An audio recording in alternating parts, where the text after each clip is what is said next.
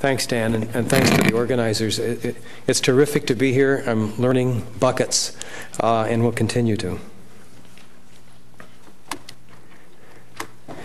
So most of the talk will be establishing a proof of principle to show how far you can get in the analysis, and in the mechanistic analysis of a mammalian social behavior. And it turns out that if you choose your problem simple enough, that you can demonstrate specific genes expressed in specific neurons essential for a specific mammalian social behavior. So here's the problem. This is a behavior that you're probably familiar with called lordosis behavior. It's expressed by female four-footed animals, but not by male four-footed animals. It's controlled exclusively by estrogens and, following estrogens, progesterone, and it controls reproduction by quadruped mammals, because without this behavior, fertilization cannot occur. Put simply, we understand mechanisms from receptor chemistry measured in angstroms through seasonality measured in light years. And having discovered the relevant hormone receptors for these behaviors and worked out the neural circuit for it, all of this is published, and so I'll go quickly. The genes regulating lordosis behavior discovered so far have two properties.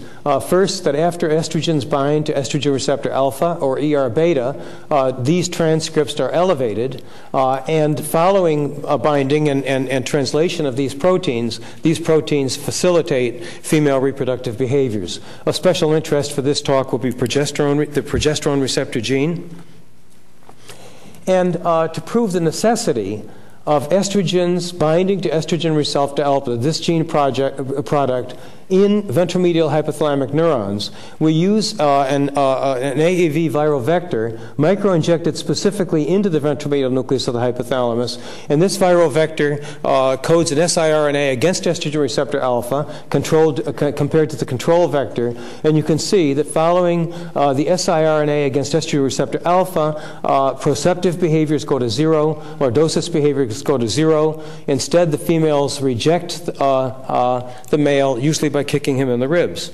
And so the question is how this transcription factor does its job.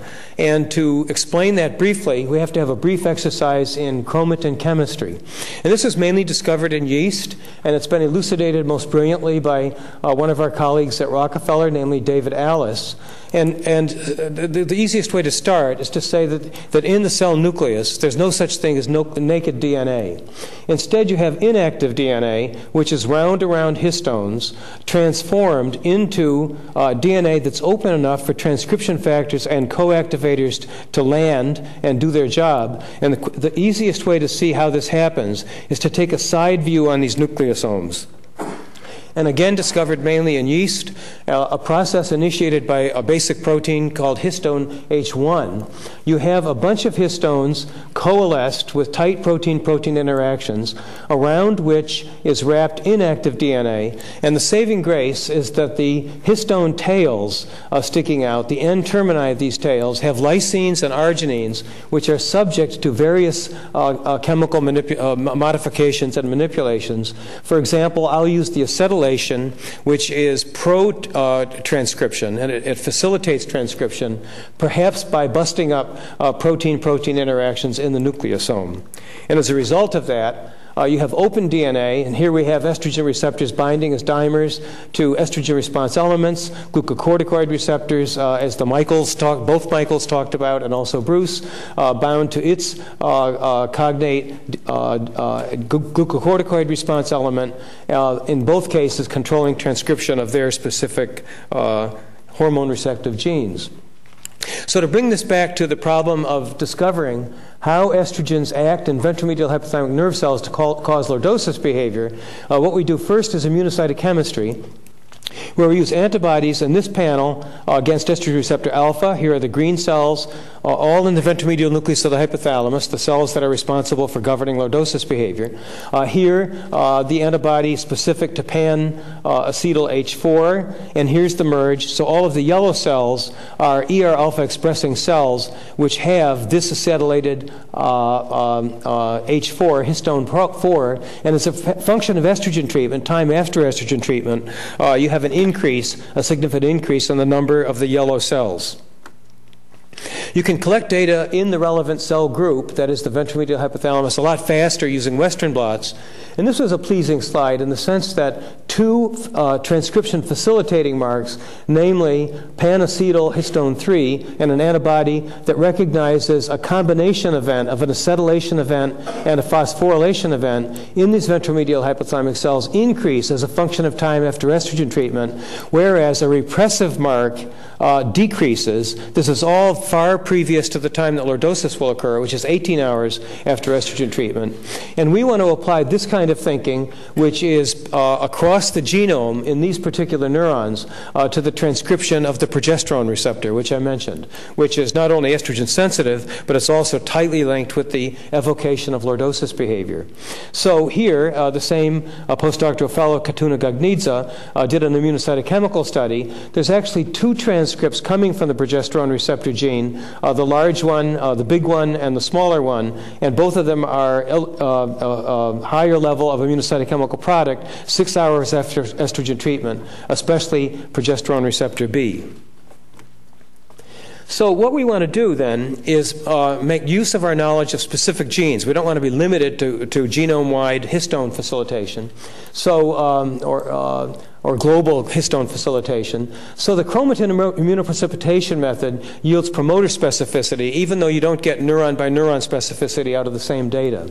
So what you do is you take chromatin from your brain region of interest, in the case of this talk, ventromedial hypothalamus, for analyzing this lordosis behavior. You sonicate it. Your first cut is immunoprecipitation, where you use the antibody, which is specific to a particular histone moiety, in this case an acetylated histone tail, and at that you use that as the starting point to subject to a progesterone receptor specific primer, and then subject that to PCR, thus to look at acetylation specifically on the progesterone receptor promoter.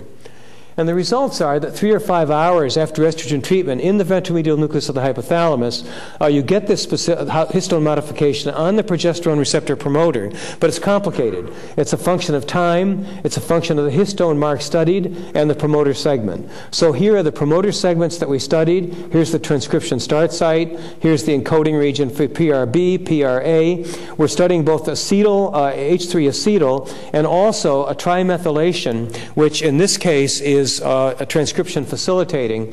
And you can see that on this particular promoter segment, we get an estrogen effect, in this case 3 hours, and in this case 5 hours after estrogen treatment. So you have to look at each promoter segment as a function of time. Now, up to this point, all of the things have been correlational. The same estrogen treatment and the same neurons that leads to lordosis behavior, if you put the estrogen next to those neurons, also leads to the histone changes. What about an active manipulation in which you can cause a lordosis change? In this case, Zachary Weil, before he took a position at Ohio State, used a histone deacetylase inhibitor microinjected specifically into the ventromedial hypothalamus, and we set up the animals so that they didn't have enough estrogen so that they would do this female reproductive behavior by themselves without any further treatment. And then when he gives the histone deacetylase inhibitor, that is, there's more acetylation in the ventromedial hypothalamus, he gets lordosis behavior and a decreased rate of rejection. How do things get to be this way? As I said at the beginning, this particular social behavior, essential for reproduction, is shown by females but not by males in a wide variety of mammalian species. And so what we want to do is to look at sex difference in gene transcription in the hypothalamus, or perhaps the preoptic area, which could account for the behavioral difference, and following the discovery of gene transcription, to look at differences in the protein chemistry of histone tails in the same neurons. So many of you know that in laboratory animals like rats and mice, a single injection of testosterone on the day of birth will turn these animals phenotypically from behavioral females into behavioral males. Or to be more specific, female typical reproductive behaviors under the controls of estrogen and progesterone go to 0. And by the way, the main neuroendocrine characteristic in these animals that's female specific, the ovulatory release of luteinizing hormone, also goes to 0. And so that turns the question that I asked a couple of slides ago into the following question: how does a single testosterone exposure, which will go away after all, lead to a lifelong change in behavior? And once again, we want to look at sex differences in transcription, followed by, in separate experiments, differences in protein chemistry of histone tails. So the microarray experiment was organized this way. Here's a rough sketch of the central nervous system sensitivity to testosterone in animals like rats and mice. And what we wanted to do was to take our hypothalamic and preoptic tissue for a microarray late enough that the early genomic actions of testosterone, that is this part of the curve, would have taken place, and the brain actually would be masculinized with respect to these behaviors. And secondly, we wanted it to be early enough that the transcriptional changes that we see are causal to all subsequent behaviors rather than as a result of sexually differentiated behaviors that had already developed. And so this timing turned out to be optimal. And what we have here, just looking at it briefly, is in the preoptic area tissue, which is essential for male sex behavior, and the medial basal hypothalamic tissue, let's call it ventromedial nucleus of the hypothalamus, essential for female sex behavior. Males on the y-axis, females on the abscissa, over 11,000 genes. And in the preoptic area, amazingly, since these are log-log coordinates, by the way, in the preoptic area, an amazing 8% of transcripts are significantly different between females and males. And in the medial basal hypothalamus, 0.9%, which still calculates out to be about 110 genes. For purposes of time, I'm not going to talk about individual genes except briefly about this one. And I'm happy to send the initial list of genes to anybody in the audience who emails me. To be mercifully brief, what I've done is to summarize categories of genes. In this case, significantly greater in neonatal male preoptic area or hypothalamus. It's going to turn out to be that there's a total of 94 such categories. And you can see, I'm not going to read these, all you can do is scan your eyes down the list and see the amazing range of biochemical functions that are represented. And then on the next slide, again to be mercifully brief, just categories of genes, in this case significantly greater in neonatal female preoptic area hypothalamus than males, total of 94 between the two slides. And I might point out that even though I'm doing this in the service of explanation of a simple reproductive behavior, it could be relevant for many different behaviors which have the dual properties of being subject to early stress and having a sexually differentiated phenotype. I said I'd follow up with just one gene, connexin. Connexin is an especially interesting gene because barrels of 6 connexin 36 proteins make the gap junctions, which form these tiny holes between adjacent neurons and allow for the transfer of electrically charged particles from one nerve cell to the other, thus providing a rapid alternative to synaptic transmission. And it's both predicted and unpredicted. On the one hand, we do, I'm talking about a different slide. Here we see sex differences, males greater than females, both in the ventromedial hypothalamus and in the preoptic area, differences using qPCR for messenger RNA levels in the VMN and POA. And as is true with many genes of developmental importance, it's an evanescent rise, or in this case, an evanescent sex difference, because by day 2 already, after the period of sexual differentiation of the brain, the significant difference has disappeared here and has been reduced here. And now the question is, how do long-lasting changes of gene expression, as might be important for sexually differentiated reproductive and, for that matter, maternal behaviors, come about? And what we want to do is to be theory-driven and to say, what is the simplest possible theory with respect to the medial preoptic neurons, which are responsible for male sex behavior, and the ventromedial hypothalamic neurons, which are responsible for female sex behavior? What's the simplest possible theory with respect to histone tail chemical changes? And so in the genetic male, the simplest thing to say is that you'd be looking for a lot of acetylation marks in preoptic neurons, thus to facilitate facilitate transcription in the neurons that are responsible for male sex behavior, and you'd be looking for repression, defeminized behavior, in the ventromedial hypothalamus, whereas in the genetic female, you'd want exactly the opposite. Methylation among a lot of genes in the preoptic area and acetylation in the ventromedial hypothalamus. And it turns out that we do indeed have sex differences, but the results don't fit the theory at all. Here we have a significant sex difference, males greater than females, here too. But if the results fit the theory, in the preoptic area responsible for male sex behavior, this red bar would be a lot higher than this blue bar, and likewise in the ventromedial hypothalamus, these red bars would be a lot higher than the blue bars. Well, you could say you're looking across all the chromatin there is in the genome, and that's probably the source of your problems. Therefore, you should, theoretical problems. Therefore, you should move to CHIP right away, and indeed we will and are. Here's the raw data over here, by the way.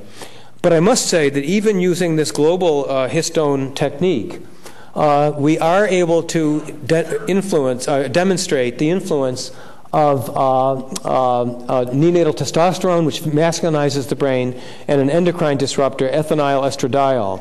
So here in the ventromedial hypothalamus and here in the preoptic area, the blue bars, the males, have significantly greater amounts of this pro-transcription mark, histone 3, lysine 4 trimethylation, than the females.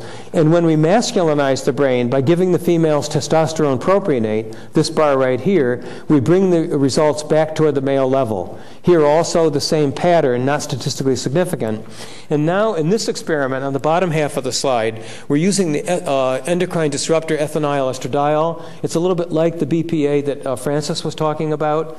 And here we have, again, the males significantly greater than the females with respect to this lysine 4 trimethylation mark, with a significant move in the endocrine disrupted females back toward the male level.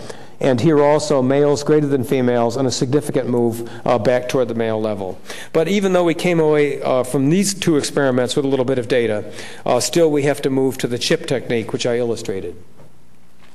So having spent a lot of time going for what I would call deep conclusions with respect to the mechanistic analysis of normal behaviors, in especially sex differences in normal behaviors in simple laboratory animals, I'd like to finish up this talk by asking the rhetorical question, when do we really care about sex differentiation of the brain, especially with respect to the treatment of the two genders in modern societies? And the answer to that, I think, is when we consider sexually differentiated maladies.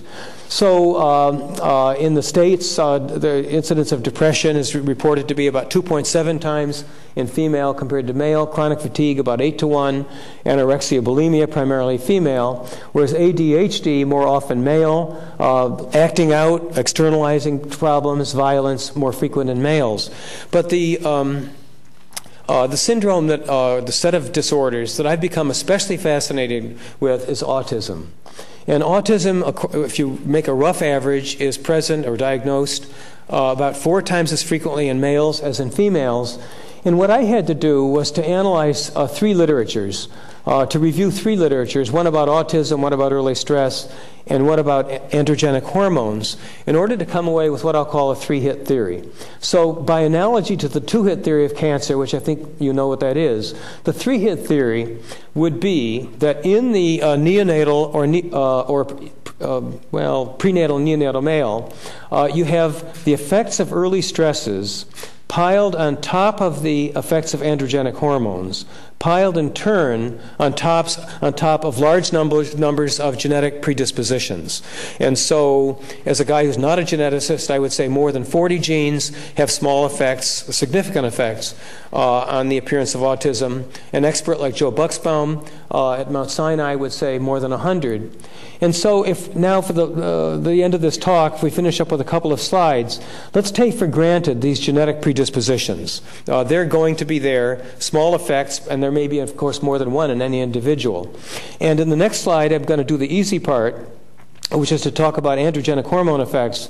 And then in the last slide, the harder part about how these two things interact. So the androgenic hormone effects would be something like this, that in the neonatal brain, and I'm thinking about humans now at the end of the first trimester, if and only if testosterone has docked to the androgen receptor, it gets into the nucleus and binds as a dimer to the androgen response element. And I might point out that the concentrations and the locations of these proteins called coactivators, which are often histone-active enzymes, can be essential to the effectiveness of AR and could be responsible for large individual differences in the impact of testosterone on this gene expression or any gene expression and subsequent behaviors that depend upon those genes. So if we take the androgens as a relatively easy problem supported by an entire generation of molecular endocrinology, what does that mean for autism according to this three-hit theory? Remember, the first hit, we have the genetic predispositions in place. And now what I'm talking about as a result of a large literature is brainstem androgen-sensitive neurons producing arousal transmitters, which these neurons project up, among other places, into the amygdala. And it was on this very campus, UCal Irvine, where Benno Roosendahl and Jim McGaugh discovered that the deposition of norepinephrine into the amygdala makes for a supersensitive amygdala and enhanced fear behavior.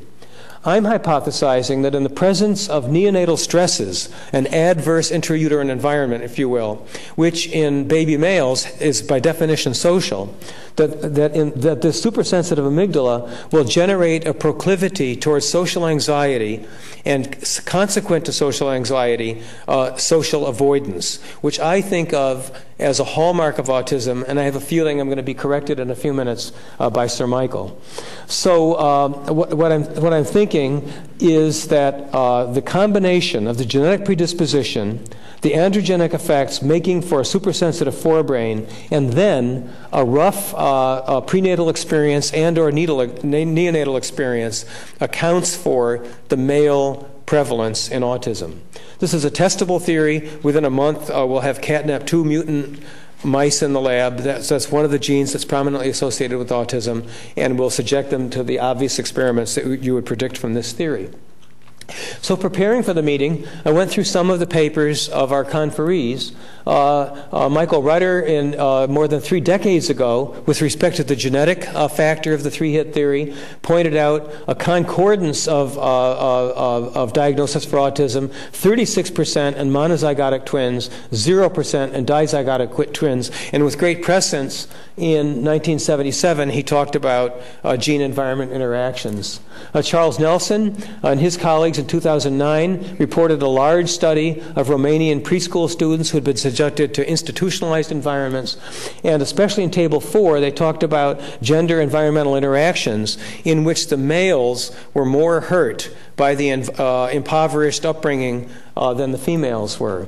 And by comparison to Frances' introduction this morning, where she has powerfully implicated DNA methylation in epigenetic effects, in this particular theory, I'm emphasizing histones, but that's partly just because I learned a lot of histone chemistry. Caveats, methodologic issues. Megan Gunner, in her 2009 paper, has warned us that results in these behavioral studies can vary according to stress paradigm. And so we have to be sensitive to that.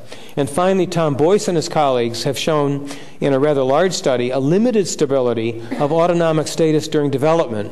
And I was disappointed by that because I was depending upon the kinds of findings that you would remember from Jerry Kagan and from people like Mary Rothbard, who talked about considerable temperamental stability, which I need in my theory to account for persevering, persevering behavioral tendencies. So in summary, we understand mechanisms for simple biologically adaptive sexual differentiated behaviors in great detail. Hormone receptors following hormone binding, gene transcription, and as a result of that, the control of a neural circuitry which I've defined. And this hopefully provides a paradigm, at least a scientific paradigm, for understanding other emotionally laden behaviors. I would insist that methods for measuring histone N-terminus chemical modifications in order to explain long-lasting effects of early stresses on subsequent behaviors now can be applied broadly across the neuroscientific and behavioral realm.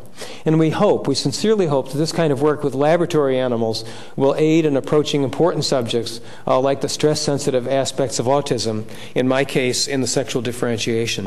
Thank you very much.